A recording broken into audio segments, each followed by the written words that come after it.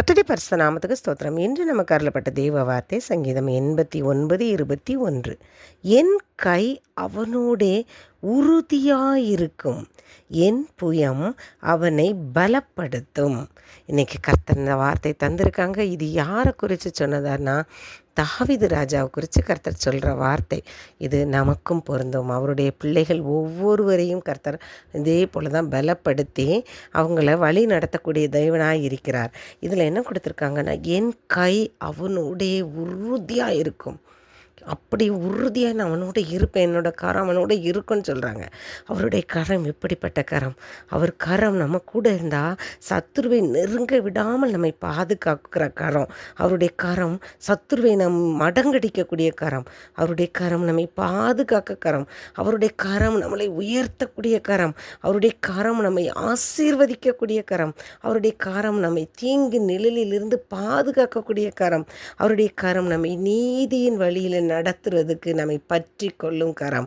அப்படிப்பட்ட ஆசீர்வாதமான உயர்த்துகின்ற வல்லமை உள்ள பராக்கிரம செய்கிற அந்த கரம் நம்மோடு இருக்கும் பொழுது நாம் எப்படிப்பட்ட வாழ்க்கையை வாழலாம்? அது ஒரு பாக்கியமான வாழ்க்கையாக இருக்கும். அதனால தான் நான் அவருடைய பிள்ளைகளுக்கு கர்த்தர் தன்னுடைய கரத்தை தருவேன்னு சொல்லியிருக்காங்க. அது மாத்திரம் இல்லை, என் புயம் அவனை பலப்படுத்துன்னு சொல்கிறாங்க. நம்முடைய பலம் ஒன்றுமே இல்லை. இது எதை வச்சு நம்ம எந்த காரியத்தையும் செய்ய முடியாது. ஆனால் கர்த்தருடைய புயம் சொல்லும்போது வலிமையும் குறிக்கும். அந்த தோள் பட்டையிலிருந்து மேல் முழங்கையையும் குறிக்கும். ஏன்னா அதுக்கு சொல்லியிருக்காங்கன்னா, அதுதான் நம்முடைய கரங்களில் வலிமையானது. அந்த வலிமையான கரத்தை கொண்டு நம்மை வலிமையாய் நடத்தக்கூடிய கர்த்தர் அவர். அவருடைய பலத்தால் தான் நம்ம இடை கட்டுவார். நம்முடைய பலத்தால் ஒன்றும் செய்ய முடியாது. அப்போ அவருடைய கரம் நம்மையோடு இருக்கும்போது நம்ம எவ்வளோக்கு எவ்வளோ நம்மளை வழி நடத்துமோ, அதே போல் அவருடைய கரம் நம்மோடு இருக்கும்போது அது நம்மை பலப்படுத்தவும் வல்லமை உள்ளதாக இருக்கிறது.